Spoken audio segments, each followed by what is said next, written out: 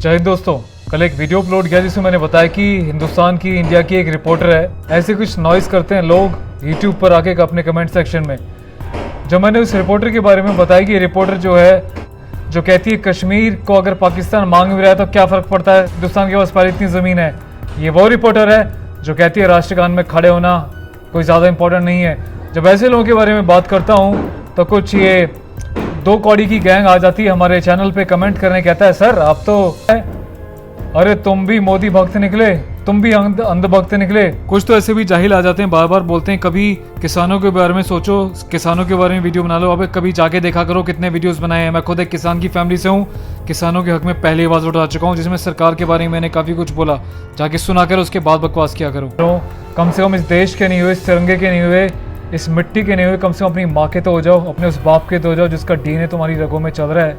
मतलब देश को तोड़ने वाले लोग, राष्ट्रगान पे खड़े होने पे गाली देने वाले लोग, कश्मीर को पाकिस्तान का अंग बताने वाले लोगों की तरफदारी करके तू मेरे ऐसे लोगों को बोलता है कि तुम लोग भी अंधभक्त निकले। अंधभक्ति की डेफिनेशन क्या है बे? कभी डीएनए कर रही हो उस बाप का जिसका नाम तेरे 10वीं के सर्टिफिकेट में लिखा है, अगर तू 10वीं पास है तो। उसके बाद मुझसे आगे बात करिए, डीएनए फेल निकलेगा, शायद तो किसी और की नाजायज़ औलाद निकलेगा। तुझे तुम जैसे लोगों को हिंदुस्तान में रहने का कोई अधिकार नहीं है, जो खाते इस देश का और गाते दुश्मनों का। औकात में रहो।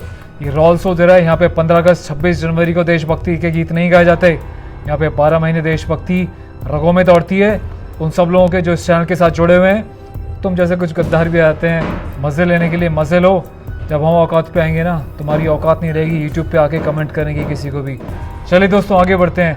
मुनव्वर फारूकी का नाम तो आपने सुना हुआ। कुछ दिनों पहले इंदौर में किस तरीके से जाके वाहियाती स्टैंड अप कॉमेडी के नाम पे देवी देवताओं को गाली दे रहा था। वो गाना कैसा है ना, लाइक मेरा पिया अगर है और Ram ji don't give about your पिया। मेरा पिया घर है, राम जी लाइक मैं 14 साल से खुद घर नहीं गया। एंड अगर सीता ने सुन लिया तो वो तो डाउट करेगी कि if your husband is why you are updating my husband bitch. मैं टीवी पे देख रहा था द बर्निंग ट्रेन, तो डैड आए एंड डैड इज लाइक ये बकवास मत देखा कर, उन्होंने चैनल बंद कर दिया। एंड आई वाज लाइक क्यों ऐसा? ही इज लाइक ये गोधरा कांड का वीडियो है।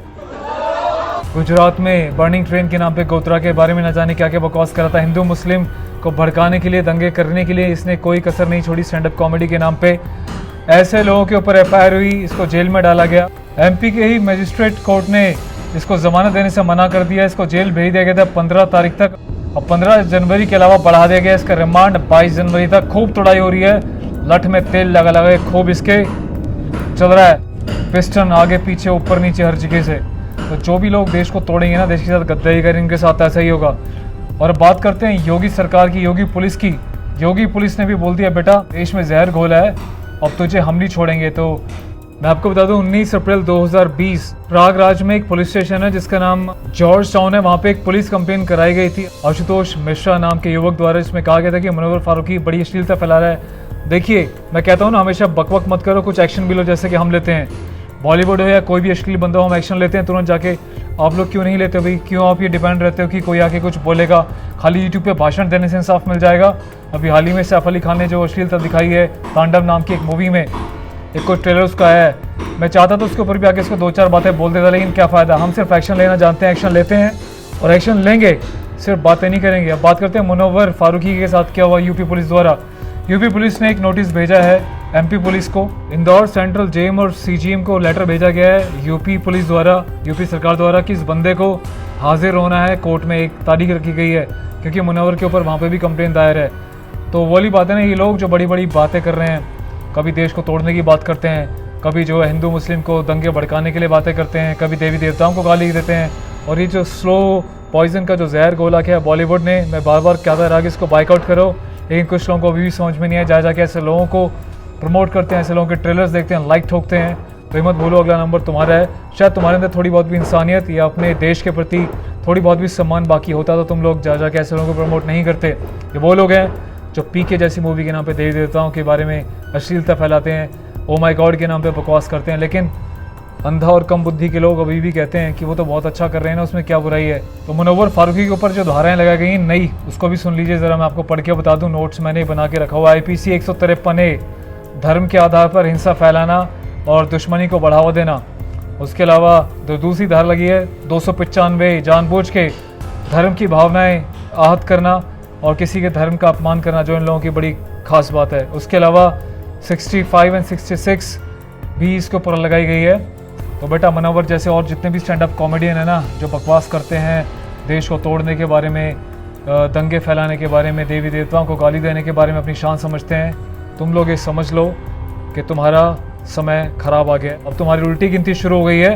अब तुम्हारा बच के जा पाना मुश्किल ही नहीं, नामुमकिन है। बॉलीवुड के डायलॉग है ना, तुम्हारे ऊपर इम्प्लीमेंट होता है।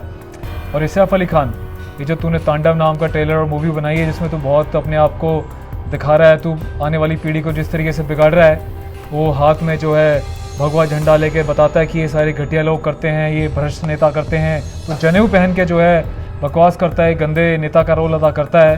तूने जनेऊ की जगह ताबीज़ नहीं पहना। अगर मैं बोलूँगा तो हमारे साथ बहुत भी सच्चे लोग भी जुड़े हुए हैं, चाहे हिंदू हो या मुस्लिम हो, सिख हो, ईसाई हो।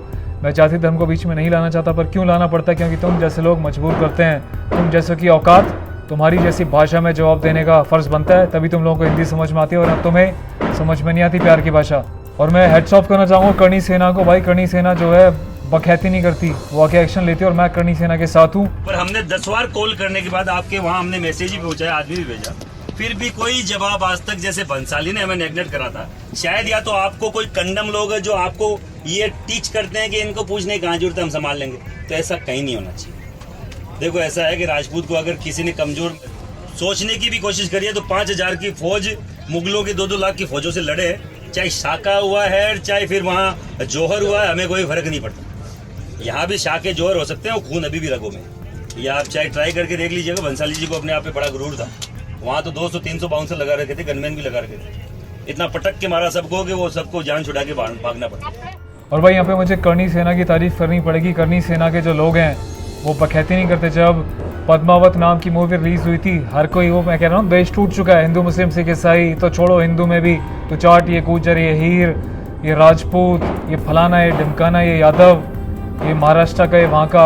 हम कभी गर्व से बोलते हैं कि हम हिंदुस्तानी हैं, हमारा देश है, कि हमारे देश में जो भी गलत करेगा हम उसके खिलाफ एक्शन लेंगे। हम नहीं बोलते, क्योंकि हम हिंदू मुस्लिम सिख ईसाई में बटे पड़े हैं, और ऐसे लोग इस बात का फ़ायदा उठा के कुछ भी किसी को भी आके बोल जाते हैं। तो ऐसे लोगों के बारे में आवाज़ उठाने के लिए सबको एक होना पड़ेगा, तभी बात बनेगी, वरना ऐसे बिखर जाओगे, ऐसे टूट जाओगे।